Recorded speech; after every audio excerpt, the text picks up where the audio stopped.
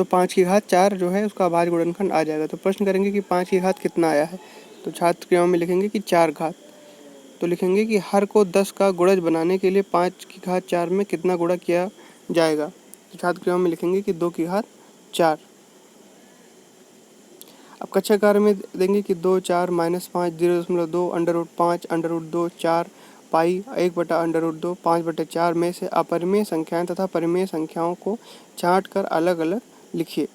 उसके बाद निरीक्षण कार्य में लिखेंगे कि छात्राध्यापक कक्षा कार्य को करने का निर्देश देकर कक्षा में घूमकर छात्रों में आई समस्याओं का व्यक्तिगत रूप से समाधान करेंगे।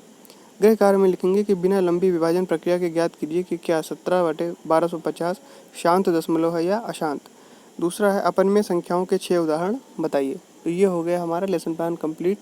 आपको वीडियो कैसा लगा कमेंट करके ज़रूर बताइए। हमारे चैनल को सब्सक्राइब करिए, वीडियो को लाइक करिए और दोस्तों के साथ शेयर भी ज़रूर करें। धन्यवाद।